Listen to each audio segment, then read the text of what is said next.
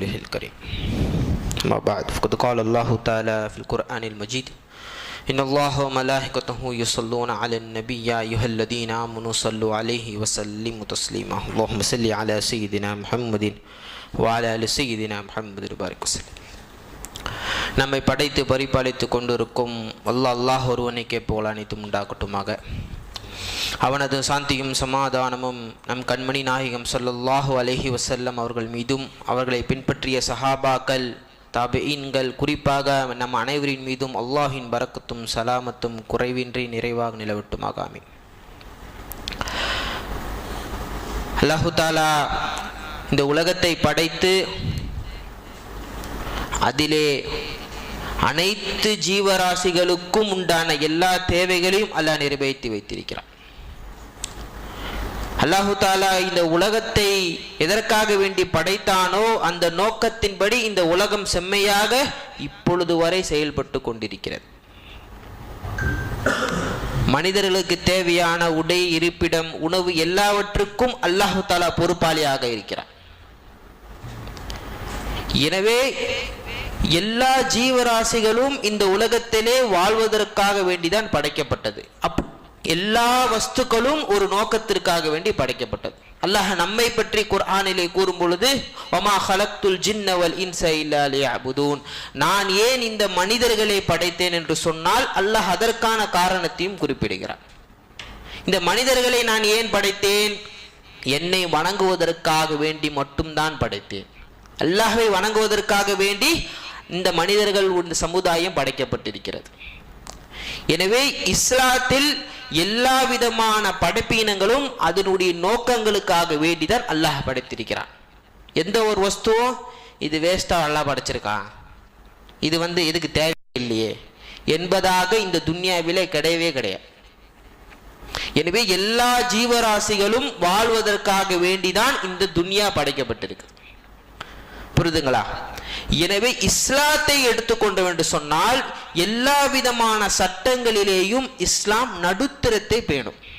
ஒரு எந்த விதமான சட்டத்தை நீங்க எடுத்துக்கிட்டாலும் சரியே இஸ்லாத்திலே அது நடுத்தரத்தை பேணக்கூடிய மார்க்கமாக இஸ்லாம் இருக்கிறது. உதாரணமாக தொழுகையை எடுத்துக்கோங்க. அல்லாஹ் உங்களை வணங்க தானே படைச்சிருக்கான். அப்போ 24 hours தொழுதுட்டே இருக்கணுமா நீங்க? அப்ப இஸ்லாம் அதிலேயும் உங்களுக்கு நடுத்தரத்தை இஸ்லாம் போதிக்கிறது. ஒரு நாளைக்கு 5 வக்து தொழுதா போதும், மற்ற நேரத்தில் உங்களுடைய வேலையை பாருங்க. ஜகாத்துடைய விஷயத்தை நீங்க எடுத்துக்கொண்டாலும் இஸ்லாம் அங்கேயும் நடுத்தரத்தை போதிக்கிறது.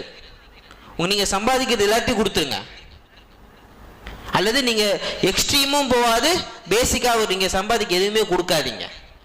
தொழுகை விஷயத்திலே நீங்க எல்லாம் வணங்கவே தேவையில்லை, அது மாதிரிலாம் கிடையாது. அப்போ ஜகாத்துடைய விஷயத்திலேயும் நீங்கள் சம்பாதிக்கக்கூடிய பணத்திலே 2% அதிலேயும் இஸ்லாம் நடுத்தரத்தை போதிக்கிறது. வேற என்ன இபாதத்தை எடுத்துக்கோங்க, ஹஜ் உடைய அந்த உம்ராவுடைய சட்டத்தை எடுத்துக்கோங்க. எல்லாரும் ஹஜ் பண்ணுங்க, இஸ்லாம் சொல்லல. எல்லாரும் ஹஜ் செய்வதாக வேண்டியும் எல்லாரும் உம்ரா செய்யக்கூடிய அந்த சட்டத்தையும் இஸ்லாம் போதிக்கல.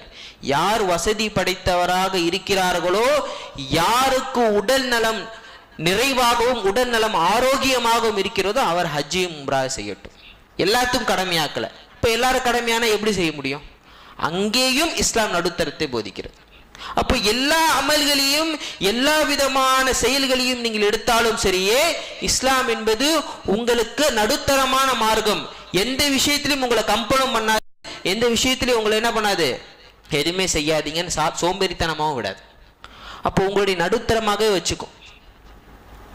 எனவே எல்லா விஷயத்திலையும் போதிக்கிற என்று சொன்னால் இப்ப நம்ம சொல்லல, ஏன் இஸ்லாத்துல இதெல்லாம் ஹராம் ஆக்கி வச்சிருக்கா, ஹலாலா ஆக்கி வச்சிருக்கலாம்ல. ஏன் ஹலாலான பிராணிகளை உண்ணணும், எந்த ஹோட்டலுக்கு வேணாலும் போய் சாப்பிடலாம்ல, இதுல என்ன இருக்கு? அப்படித்தானே இன்றைய காலத்துக்குடைய இளைஞர்கள் அப்படித்தானே, ஹோட்டல்லாம் பாக்குறது இல்லை, அப்படியே போய் என்ன பண்ணிடுவாங்க, சாப்பிட்டுருவாங்க போயிட்டு. அது அங்க ஹலாலா ஹராமா எதுவுமே தெரியாதுன்னா அவங்களுடைய அந்த நோக்கங்கள் அதை தேடுதல் இருக்காது, நேரா போவாங்க சாப்பிடுவாங்க. இஸ்லாம் மார்க்கம் உணவு விஷயத்திலேயும் ஆரோக்கியத்தையும் நடுத்தரத்தையும் பேணுகிறது. உங்களுக்கு இபாதத் செய்வதற்கு உணவு தேவைப்படுகிறது, உடலுடைய ஆரோக்கியம் தேவைப்படுகிறது. அப்போ உடலுடைய ஆரோக்கியம் இருந்தால் தான் உங்களை ஹஜ்ஜி பண்ண முடியும், தொழுக முடியும், ஜகாத்து கொடுக்க முடியும், உழைக்க முடியும். அப்படின்னா உங்களுடைய உணவுடைய விஷயத்திலே இஸ்லாம் ஆரோக்கியத்தை தூண்டுகிறது. அப்போ ஹலாலான உணவு உண்ணும் பொழுது உங்களுக்கு உடலில் எந்த பாதிப்பும் ஏற்படாது. எனவே ஹலால உணவுங்க. நம்ம டைரக்டா என்ன பண்ணல, எல்லாத்தையும் ஹராமாக்கல, எதனால ஹலால ஆக்கியிருக்கோம் என்பதை நம்ம சிந்திக்கிறோம். சுத்தி வரும் ஒரு சைக்கிள். நீங்கள் ஹலாலான உணவை உண்ணும் பொழுது உங்கள் உடலிலே எந்த ஒரு சீத உஷ்ண நிலையும் மாறாது. புரியுதுங்களா? எந்த ஒரு தவறான விஷயங்களும் ஏற்படாது. பிபி ஏன் வராது? ஹலாலான உணவு உண்ணும் பொழுது பிபி வராது. ஏன்? எந்த ஒரு பிராணியும் நம்ம என்ன பண்ணல, துடிக்க துடிக்க அறக்கல. அப்போ ரத்த கொதிப்பு என்பது ஏற்படாது. ஏன் அப்போ இந்த வயசானவங்களுக்குலாம் பிபி வருது, இந்த காலத்து இளைஞர்களுக்குலாம் கோவம் வருதுன்னா எந்த உணவு ஹலால்லாம் பார்க்கறதுல போய் சாப்பிட்றது. டேஸ்டா இருக்கா, அந்த ஹோட்டல்ல ரிவ்யூ பார்த்தோமா, இன்ஸ்டாகிராம்ல வருதா, யூடியூப்ல வருதா, போய் என்ன பண்ணிடுறது, அந்த ஹோட்டல்ல உட்காந்து அங்க ஹலால ஹராமான்னு பார்க்கறது இல்லை. எனவே இஸ்லாம் அதை தடுக்கிறது. எனவே இஸ்லாம் உணவு விஷயத்திலும் சரி, எல்லா விதமான விஷயங்களும் இஸ்லாம் ஹலால் ஹராமை ஏன் பேண சொல்லுகிறது என்று சொன்னால், அதன்படி உங்கள் வாழ்வாதாரம் நடுத்தரமாக இருக்கும், எக்ஸ்ட்ரீமா போகாது. இப்ப இந்த காலத்துல இருக்கக்கூடிய ஒரு சமூக பிரச்சனையை நம்ம எடுத்து பேசுறோம். இப்போ சமீபத்தில் நாய்களுடைய அந்த வாக்குவாதங்கள் ஏற்படுது. வளர்க்கலாமா கூடாதா? நம்மளை ஒதுக்கிடுவாங்க. பாய்னாலே நாய் பிடிக்காது, அவங்க வித்தியாசமானவங்க. இதில் இஸ்லாம் எப்படி நடுத்தரமாக நம்மளை கையாளுகிறது என்று பாருங்கள். நாம் எதுக்கு சப்போர்ட் பண்ணணும்? நாம் எந்த சட்டத்தை நாம் நாய்களுடைய விஷயத்தில் எடுத்துக்கொள்ளணும்? ரசூலுல்லாஹ் இப்போ இந்த காலத்தில் இந்த பிரச்சனை எழுப்புறாங்களே. இப்போ டெல்லியுடைய கவர்மெண்ட் 2 வாரத்துக்கு முன்னாடி என்ன சட்டம் போட்டாங்க, அங்கே ஒரு பொண்ணை கடிச்சிருச்சு. அந்த பொண்ணு கடிச்சு என்ன ஆயிடுச்சு, ராபிஸ் நோயில இறந்து போச்சு. அதனால கேஸ் போட்டாங்க. உங்களுக்கு 14 நாள் டைமு, என்ன பண்ணுங்க, டெல்லியில் இருக்கக்கூடிய எல்லா நாய்களும் காப்பகத்தில் அடைச்சிருங்க ஒரு சட்டம் போட்டாங்க. உடனே என்ன பண்ணிட்டாங்க, எல்லாரும் கொந்தளிச்சிட்டாங்க. இல்லை நம்ம நாயை பாதுகாக்கணும் அப்படி இப்படின்னு. இஸ்லாத்திலே 1400 வருடங்களுக்கு முன்னாடி ரசூல் அதற்கான தீர்வை கொடுத்துட்டு போயிட்டாங்க. நாய் என்பது ஐனுன் நஜீஸ் கிடையாது, நாயுடைய எச்சில் தான் நஜீஸ். ஐனுன் நஜீஸ். ஐனுன் நஜீஸ்னா அதுல அதை எதன் மூலமாகவும் அது சுத்தப்படுத்த முடியாது. ஐனுன் நஜீஸ்னு அதுக்கு தான் பேர்.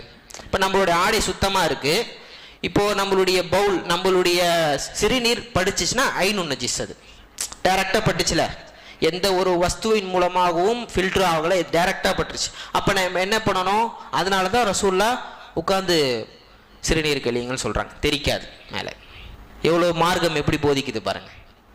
இதை வெளியே போய் நம்ம சொல்லணும். இஸ்லாமிய மார்க்கம் எந்த ஒரு தலைவராவது நீங்கள் எப்படி சிறுநீர் கழிக்க வேண்டும் என்பதை சொல்லுவாங்களா? ஏதாவது சொல்லுவாங்களா? நம்ம ஏன் சொல்லிக்கிட்டு தலையிட்டுக்கிட்டு? இஸ்லாம் அதிலேயும் உங்கள் நடுத்தரத்தை பெணிக்கிறது. உட்கார்ந்து போனீங்கன்னா தான் உங்கள் மேலே தெரிக்காது. அது தண்ணி எங்க தெரிக்குது, எங்க ஐனுன் நஜீஸ் இருக்குன்னு தெரியாது. அப்படியே நீங்க தக்பீர் கட்டி தொழுவீங்க. இன்னைக்கு ஃபுல்லா தொழுவீங்க அந்த ஆடையை வச்சுட்டு. தொழுவக்கூடாது. யாருக்கு தெரியாது? அது உங்களுக்கே தெரியாது. ஏன்? சிறுநீர் தண்ணி மாதிரி தானே. உங்களுக்கு எதாவது அடையாளம் தெரியுமாங்க காஞ்சிச்சுன்னா? அப்போ அமர்ந்து சிறுநீர் கழிக்கும் பொழுது, அமர்ந்து பேஷா போகும் பொழுது, அதை நீங்கள் சுத்தம் செய்யும் பொழுது அல்லாஹ் தஆலா அந்த இடத்திலே உங்களுக்கு எல்லா விதமான நோயை விட்டும் அல்லாஹ் ஷிஃபா கொடுக்கிறான். தொழுகையும் ஏற்றுக்கொள்ளப்படுகிறது. புரியுதுங்களா? எனவே நம்ம இங்க வாங்க, நாய்களுடைய விஷயத்துல இஸ்லாம் என்ன சொல்லுது? ஐனுன் நஜீஸ். நாயை நீங்க தொட்டாலோ என்ன ஆகாது, அது டைரக்டா உங்களுக்கு நஜீஸா ஆகாது. அதனுடைய சுவர், அதனுடைய எச்சில் தான் நஜீஸ். எனவே அது ரசூலுல்லாஹ் சொல்லுது, உங்கள் பாத்திரத்திலே அது வாய் வைத்து விட்டால் அது நீங்கள் 7 முறை கழுவுங்கள், தண்ணீரை கொண்டு 7 முறை கழுவுங்கள். அதிலே சிறந்தது 1 முறை அதிலே மண்ணை வைத்து கழுவுங்கள் சொல்றான். யாரு? ரசூலுல்லாஹ் 1400 வருடங்களுக்கு முன்பாக. நல்லா ஞாபகம் வச்சுக்கணும். மொத்தமாகவும் அதை ஹராமாக்கல. நாயா தூக்கி போடு அப்படிங்கனல, நாயை எடுத்து மடியில வச்சுக்கோ அப்படின்னு சொல்லல. நடுத்தரத்தை எப்படி ரசூலுல்லாஹ் கற்றுக் கொடுக்கிறார்கள். நாய் உன்னுடைய பாத்திரத்தின் மீது வாய் வைத்து விட்டால் அதை 7 வாட்டி கழுவு, அதுல 1 வாட்டி மண்ணை போட்டு. மண் என்பது சுத்தம் செய்யக்கூடிய ஒரு பொருள் தான். அதனால தண்ணீர் இல்லாத டைம்ல என்ன பண்றோம்? தைமம் செய்யறோம். தைமம் என்பது உங்களுடைய கை கால்களை கொண்டு ஒழு செய்யக்கூடிய முறை. அது தண்ணீர் இல்லாத டைம்ல நீங்க தைமம் பண்ணிக்கலாம். இப்போ ரசூலுல்லாஹ் இதை கற்றுக் கொடுக்கும். இதை மட்டும் இல்ல, நிறைய விஷயத்தை கற்றுக் கொடுக்குறாங்க. இப்ப அப்ப நாய்களுடைய விஷயத்திலே ரசூலுல்லாஹி ஸல்லல்லாஹு அலைஹி வஸல்லம் அவர்கள் வளர்ப்பதற்கு அனுமதி கொடுத்தார்களா இல்லையா, அதுலயும் நடுத்தரத்திலே இஸ்லாம் பேணுகிறான். ரசூலுல்லாஹ் என்ன பண்றாங்க, எந்த ஒரு பர்பஸும் இல்லையா, நோக்கமும் இல்லையா, நாயை வளர்க்கறது ஹராம். நோக்கமே இல்லாம வீட்டுக்குள்ள நாயை வளர்க்க கூடாது. அப்போ ரசூலுல்லாஹி ஸல்லல்லாஹு அலைஹி வஸல்லம் அவர்கள் சஹாபாக்களுக்கு கற்றுக் கொடுக்குறாங்க, நீங்கள் வேட்டைக்கு செல்கிறீர்களா, உங்களுடைய வயல் நிலத்திற்கு ஆடுகளை கொண்டும் மேயக்கூடிய பிராணிகளை கொண்டும் உங்களுக்கு பயம் ஏற்படுகிறதா? நீங்கள் வேட்டைக்கு செல்கிறீர்களா, உங்களுடைய வயல் நிலத்திற்கு ஏதாவது ஒரு பிராணி மேய்ஞ்சிரும், நீங்க பயப்படுறீங்களா? அதற்காக வேண்டி, அதை பாதுகாப்பதற்காக வேண்டி நீங்க என்ன பண்ணுங்க, நாயை வளர்த்துக்கோ. வேட்டையாடக்கூடிய நாயையும் காவலருக்கு நிற்கக்கூடிய நாயையும் நீங்க என்ன பண்ணலாம், வளர்க்கலாம். ரசூல் அனுமதி கொடுக்குறாங்க. எதற்காக வேண்டி, உங்களுடைய காரியங்கள் நிறைவேறுவதற்காக வேண்டி, உங்களுடைய ஹாஜத், துன்யால நீங்க வாழக்கூடிய ஹாஜத்து, உங்களுடைய தேவைகளை நிறைவேற்றுவதற்காக நீங்க வளர்க்கலாம். ஆனா வளர்ப்பு பிராணி கிடையாது. ரசூல் அதையும் தடுக்கிறாங்க. யார் வீட்டிலே நாய் இருக்குமோ, யார் வீட்டிலே படங்கள் இருக்குமோ, போட்டோ பெருசா போட்டோ அடிச்சு ஓட்டி இருப்பாங்களே இருக்குமோ, அவர்கள் வீட்டிலே மலக்குமார்கள் வரமாட்டாங்க. ஏன் ரசூலா இந்த ஹதீஸை சொல்றாங்கன்னா, ஒரு வாட்டி ரசூலா என்ன பண்றாங்க, வீட்டுக்குள்ள வரும் பொழுது தெரு நாய் வந்து, மக்கா மதீனாலே நாய்கள் இருக்கும், தெரு நாயெல்லாம் இருக்கும். அப்பயும் தெரு நாய் ரசூலா வீட்டுக்குள்ள வந்துருச்சு. இப்போ ரசூலா என்ன பண்ற, ஏன் உள்ள ஆயிஷா கிட்ட கேட்குறாங்க, ஏன் வீட்டுக்குள்ள விட்டான்னு. அது தெரியாம தெரு நாய் உள்ள வந்துருச்சுன்னு சொல்லிட்டு அதுக்கப்புறம் அதை வெளியே தட்டி விட்டாங்க. அந்த இடத்துக்கு தண்ணி போட்டெல்லாம் கழுவல, ஏன்னா வாய் வைக்கல, உள்ள வந்துட்டு தான் போச்சு. இப்போ இதுல இருந்து என்ன தெரியுது, அது நஜீஸ் கிடையாது, வாய் வச்சாதான் கழுவணும். அது உள்ள வந்துட்டு போயிடுச்சு. ரசூல்லா அந்த இடத்துல கழுவவோ அந்த இடத்துல தண்ணி போட்டு துடைக்கவோலாம் சொல்லலை, அது உள்ள வந்துட்டு வெளியே போயிடுச்சு. அப்புறம் என்ன, சிறிது நேரம் கழித்து ஜிப்ரீல் அலைஹிஸ்ஸலாம் கிட்ட ரசூல்லா கேட்குறாங்க, வஹி கொண்டு வருவதாக நீங்கள் இந்த டைம் சொன்னீங்களே, ஏன் வரலன்னு கேட்குறாங்க. யாருக்கிட்ட, ஜிப்ரீல் அலைஹிஸ்ஸலாம் கிட்ட கேட்கும்போது ஜிப்ரீல் அலைஹிஸ்ஸலாம் சொன்னாங்க, நான் வந்த யா ரசூலுல்லாஹ், வரும் பொழுது உங்களுடைய இல்லத்திலே ஒரு நாய் இருந்தது, எனவே நான் திரும்ப சென்றுட்டேன். எனவே நான் உங்க வீட்டிற்குள் வராமல் திரும்ப சென்று விட்டேன். பிறகு அதை நீங்கள் விரட்டி அடித்த பிறகு நான் திருப்பி வரேன். எனவே அதை வைத்து ரசூலுல்லாஹ் சஹாபாக்களுக்கு சொல்றாங்க, உங்கள் இல்லங்களிலே மலக்குமார்கள் வரமாட்டார்கள். மலக்குமார்களை கொண்டு நோக்கம் என்ன, ரஹமத்து வராது, பரக்கத்து வராது. வீட்டில் இல்லை நாய் வளர்க்குறவங்களாம் பணக்காரங்களாம் தானே இருக்கிறாங்க. ஒரு கருத்து வருதுல்ல, நாய் வளர்க்குறவங்களாம் காரில் போகிறாங்க, நாய்க்கே 2 லட்ச ரூபா மாதம் செலவு பண்ணுறாங்க, பணக்காரர்களாக தானே இருக்கிறாங்க. நன்றாக ஞாபகம் வைத்துக் கொள்ள வேண்டும், இஸ்லாமுடைய மார்க்கம் நடுத்தரத்தை இங்கே பேணுகிறது. முஸ்லிமான நபர்களுக்கு ரசூலுல்லாஹ் அவர்கள் இடக்கூடிய கட்டளை. ரஹமத் பரக்கத்துனா அவங்களுக்கு என்னன்னு தெரியுமா, உங்களுக்கு தான் ரஹமத்னா என்ன, பரக்கத்துனா என்னன்னு தெரியும். 1 ரூபாய் வைத்து நீங்கள் வாழ்வாதாரத்தை, நீங்கள் ஒரு நாள் முள்ள நீங்க அதை செலவு பண்ணி உங்களால சந்தோஷமாக இருக்க முடிந்தால்தான் பரக்கத்து. 10,000 வச்சு கூட சந்தோஷமாக இருக்க முடியலன்னா அது பரக்கத்து கிடையாது. ஞாபகம் வச்சுக்கோங்க, பரக்கத்துனா என்ன, ரஹமத்துனா என்னன்னு விளங்கிக்கோங்க. என்கிட்ட ஒரு 100 ரூபாய் இருக்கு, இன்னைக்கு ஃபுல்லா நான் செலவு பண்ணிட்டு சந்தோஷமாக இருந்தேன்னா பரக்கத்து. என்கிட்ட 1 லட்ச ரூபா இருக்கு, இன்னைக்கு ஃபுல்லா எனக்கு செலவு பண்ண பத்தல, சந்தோஷமாக இல்லை அப்படின்னா அந்த காசு பரக்கத்து கிடையாது. அப்போ அதிகமா இருந்தா பரக்கத்து கிடையாது, கம்மியா இருந்தா பரக்கத்து கம்மி அப்படின்னு கிடையாது. யார் இடத்திலே அது எப்படி இருக்கிறது என்பதை பொறுத்து தான் ரஹமத்தும் பரக்கத்தும். புரியுதுங்களா? எனவே நாயுடைய விஷயத்தில் ரசூல்லா ரொம்ப எக்ஸ்ட்ரீம் போகல. இப்ப ரசூல்லா எந்த அளவுக்கு என்று சொன்னால், அப்துல்லா இப்னு உம்மி மக்தும் ரஹமத்துல்லா, கண் தெரியாத சஹாபி, ஒரு பார்வையற்ற சஹாபி, ரசூல்லா கிட்ட வந்து ஒரு சட்டம் கேட்குறாங்க. யார் ரசூலுல்லா, நாய் வந்து வளர்க்கக்கூடாதுன்னு சொல்லியிருக்கீங்க, எனக்கு கண் தெரியாது, நான் தொழுகைக்கு வரேன், பள்ளிவாசலுக்கு தொழுகைக்கு வரேன், வர வழியிலே குண்டும் குழியுமாக பாதை இருக்கிறது, முட்கள் இருக்கும், பாதைகளில் கல் இருக்கும், பாறை இருக்கும், மலை பிரதேசம் தானே. எனவே அதை கவனம் செலுத்துவதற்காக வேண்டி நான் ஒரு நாயை வைத்துக் கொள்ளலாமா, எனக்கு வழி காட்டுவதற்குன்னு கேட்குறாங்க. யாரு, அப்துல்லா இப்னு உம்மி மக்தும் ரஹ்மத்துல்லாஹ், மிகப்பெரிய சஹாபி. கேட்கும் பொழுது ரசூலுல்லாஹ் அப்துல்லா இப்னு உம்மி மக்தும் ரஹ்மத்துல்லாஹ்க்கு அனுமதி கொடுக்குறாங்க.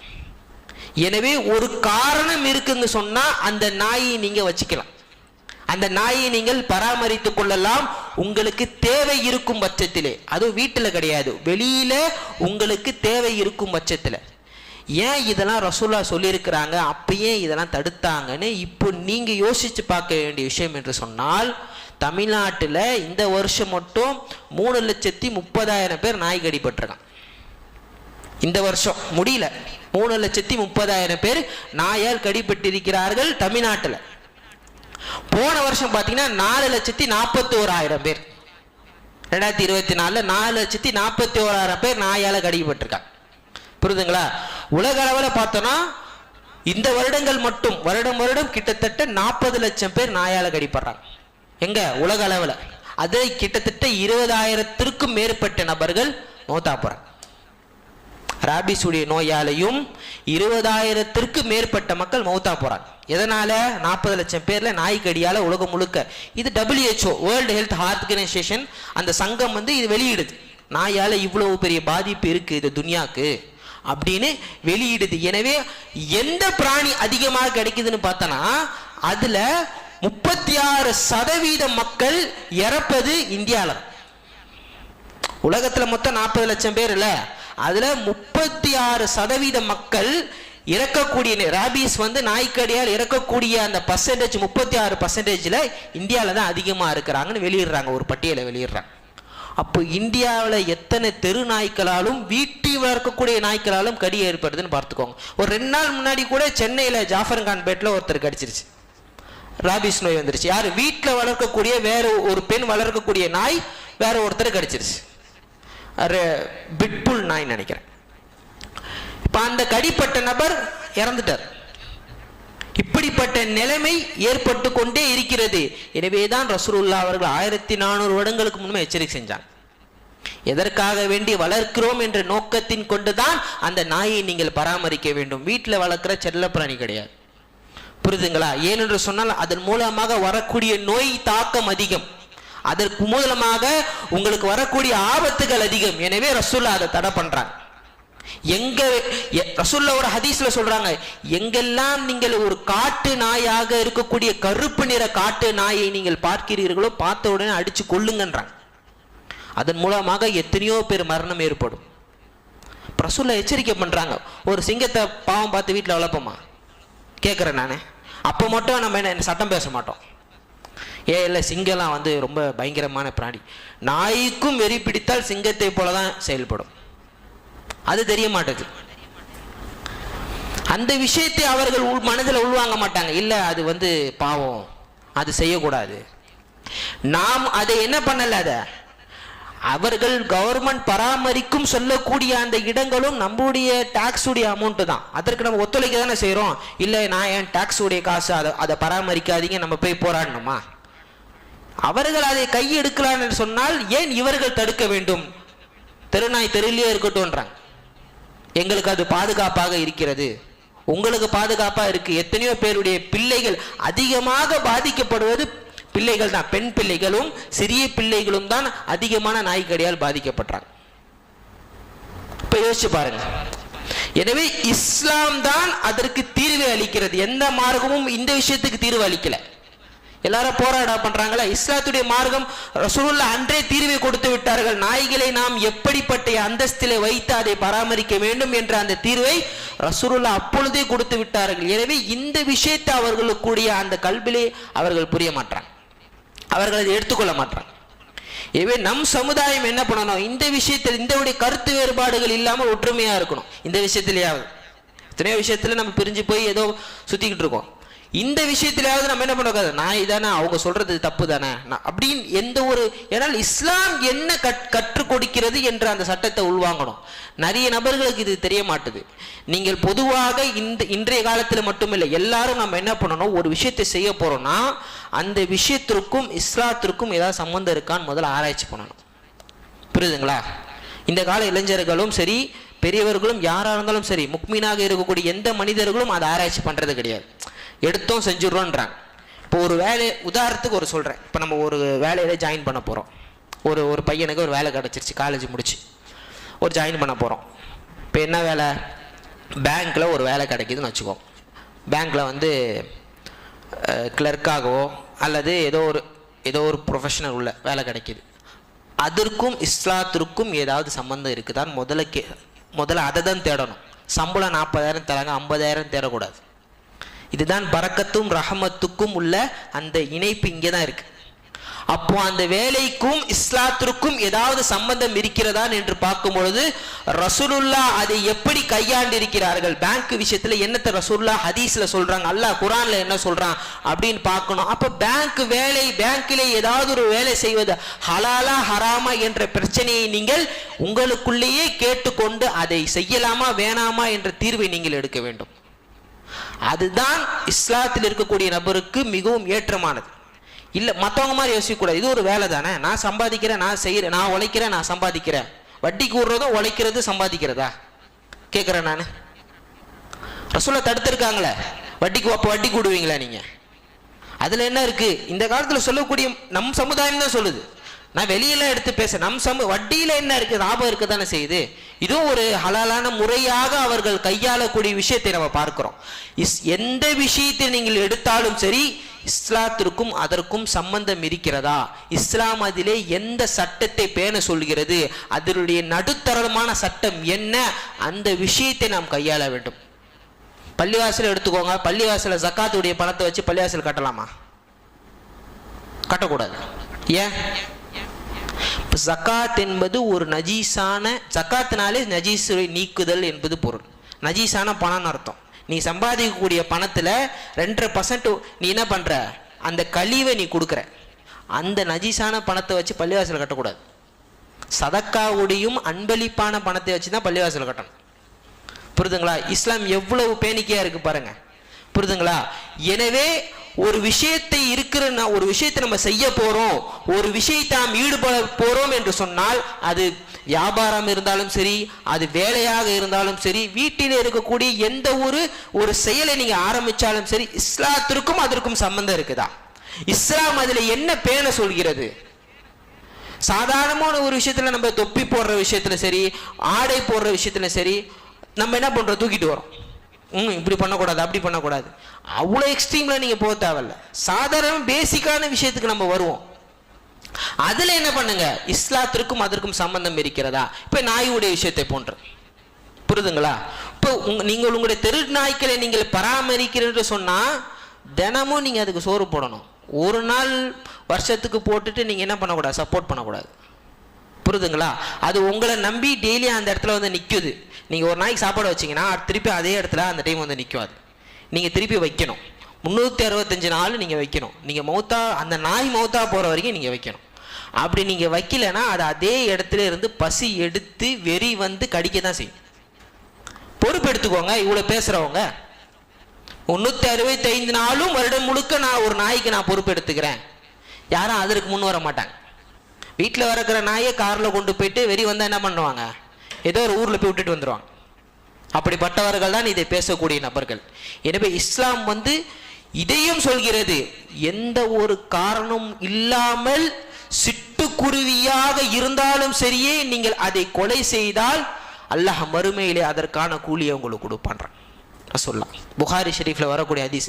சிட்டுக்குருவியாக இருந்தாலும் எந்த ஒரு காரணம் இல்லாமல் ஒரு பிராணியை நீங்கள் சித்திரவதை செய்தால் கியாமத் நாளிலே அதற்கான பாவத்தை நீங்கள் அனுபவித்தே ஆக வேண்டும். ரசூலுல்லாஹ் உதாரணத்தை எதை வச்சு சொல்றாங்க, சின்ன சிட்டுக்குருவியை வச்சு சொல்றாங்க. அப்ப யோசிச்சு பாருங்க, இஸ்லாம் இந்த பிராணிகளை வதைப்பதையும் தடுக்கிறது. எவ்வளவு நடுத்தரமான மார்க்கம் பாருங்க இஸ்லாம். எனவே மக்களுக்கு மத்தியில இருக்கக்கூடிய அந்த தவறான கருத்துக்களை உங்களுடைய இஸ்லாத்தினுடைய பார்வையிலே தீர்வை கொடுங்கள். அல்லாஹ் அதிலே பரக்கத் செய்வான். எனவே வல்ல அல்லாஹு தஆலா நம்ம எதை சொன்னோமோ எதை கேட்டோமோ அதன்படி முழுமையாக அமல் செய்வதற்கு தௌஃபீக் செய்வானாக.